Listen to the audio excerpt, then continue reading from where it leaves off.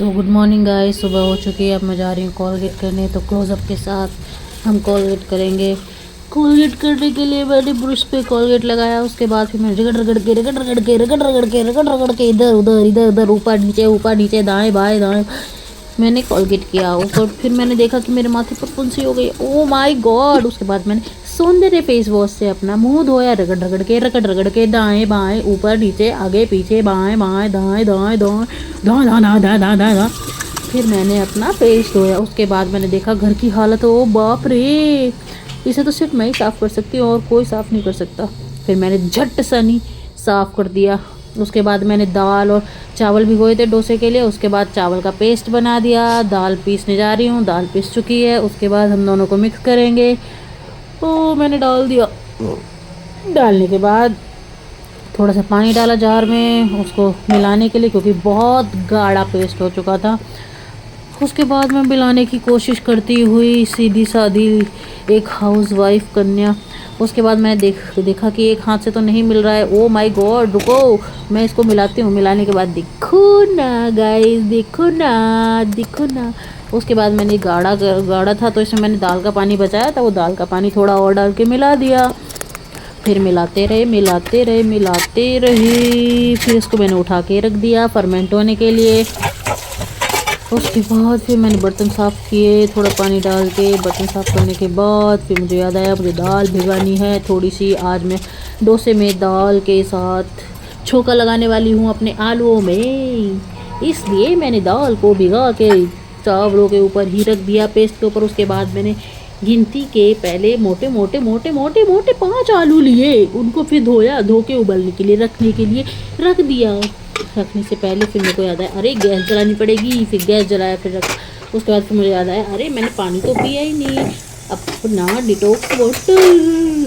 उसके बाद फिर मैंने पानी गर्म करने के लिए रख दिया। उसके बाद मुझे याद आया मेरे पास मम्मी जब आई थी तो अनार लेके आई थी, वो अभी तक रखे हुए हैं, पड़े हुए हैं, सड़ रहे हैं। उसके बाद फिर मैंने डिटॉक्स वाटर में नींबू डाला, क्योंकि वो गर्म हो चुका था छीलने से पहले ही। थोड़ा एक ही अनार छील पाया था मैंने तब तक।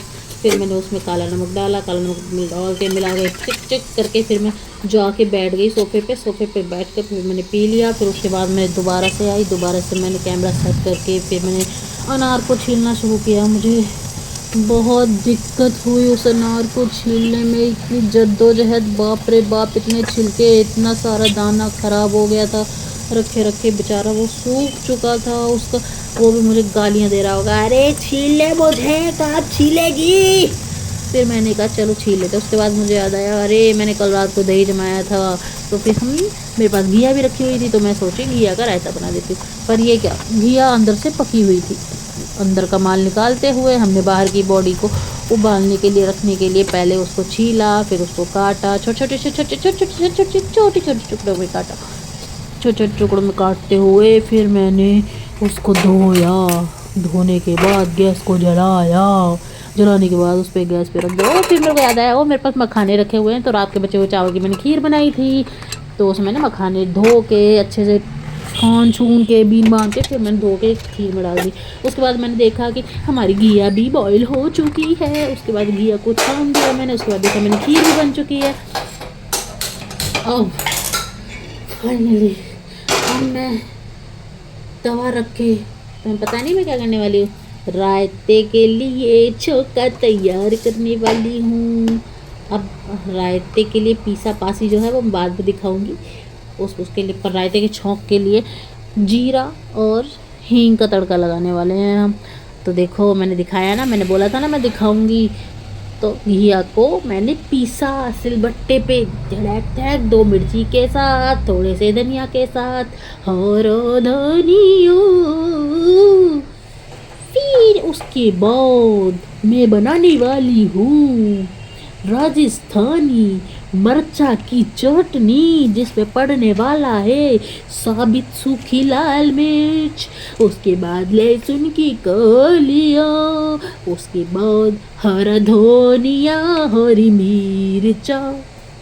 तो मैंने सबको ले लिया है अपनी झालम झोल टोकरी में। अब इस टोकरी में पानी की धार मारते हुए मैंने आपको दिखाया कि ये लाल सुर्ख लाल मिर्च है जो चटनी में पड़ने वाली है। उसके बाद मैंने रगड़ रगड़ के धनिया को धोया, मिर्चा को धोया, लहसुन को धोया।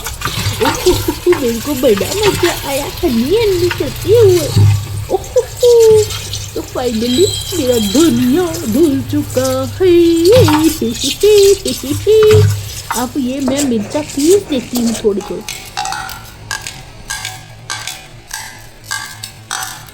फिर मेरे को याद आया, तुमको तो मैंने दिखाया ही नहीं कि मैंने घी पीस के और दही में घटक घटक मिला भी दिया है। फिर मैंने कैमरे को सेट करते हुए सिलबट्टा दिखाते हुए चटनी को पीसते हुए मैं दिखा रही हूँ कि कितना जोर लगता है, कितना जोर लगता है। पर एक बात है, जो स्वाद सिलबट्टे की चटनी में खाने में है ना, उतना स्वाद मिक्सी की चटनी में नहीं है रे बाबा, कसम से नहीं। हरा धनिया का मिर्ची, हरा धनिया, अरे क्या बोल रहे लिए, हरा धनिया और मिर्ची, उसके बाद लहसुन, उसके बाद टमाटर का चटनी बना गर्मी में खाओ रोटी के साथ। जो मेश्वरी परफॉर्मेंस होता है। अभी देखो मैंने मिर्चा पीस लिया है, सूखी मिर्ची के साथ नमक डाल के उसको पीस लिया था।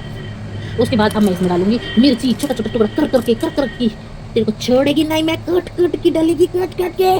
तो ये मैंने काट के मिर्ची डाली। उसके बाद मुझे फिर धनिया दिखा, मैं धनिया को भी काट के डाला और ये फाइनली धनिया कट गया। अब मैं आपकी जानकारी के लिए बता दूं कि धनिया के पत्तों से ज़्यादा खुशबू धनिया कट गया था। धनिया के कटने के बाद फिर मैंने लहसुन को निकाला, लहसुन की कलियों को आपको दिखाते हुए डाला। आपको दिखाना चाह रही थी मैं, देखो कि मैंने लहसुन छीला, फिर उसके बाद धोया, फिर उसके बाद मैंने अपने इन गद्देदार गुदगुदेदार हाथों से बटने को उठाकर रगड़ के चटनी को पीसने की अपनी क्या बोलते हैं उसको, अंतर आत्मा से लेकर बाहर की आत्मा तक रगड़ने की कोशिश करी और चटनी को बनाने का पूरा प्रयास किया। पर ये क्या, धनिया तो किसने नाम ही नहीं ले रहा है। अभी मैं आपको कैसे बताऊं, ये धनिया पीसने को नाम ही नहीं ले रहा था। मैं बहुत दुखी हो गई थी, इसको आगे पीछे रगड़ के मैं दुखी हो गई थी। इतना रगड़ने के बाद हमारी चटनी तैयार है। उसके बाद मुझे याद है आटा लगा देती हूँ। आटा लगाने के बाद मुझे याद है, ओहो कभी बार मेरा मन करता है सभी रिश्तेदारों को इसी आटे में पानी में डाल के और धेड़ करके गूंद दूँ। और फिर मेरे को याद आता है शिट वो कोई आटा नहीं है, वो कोई ग्रीन नहीं है, वरना मैं उनको गूंद देती। उसके बाद मुझे याद है आटा लगाने के बाद थोड़ा देर इसको रेस्ट कर देते हैं। उतनी देर में झाड़ू लगा रही, रेस्ट कर देते हैं। उतनी देर में झाड़ू लगा रही, बीच में काम चल रहा है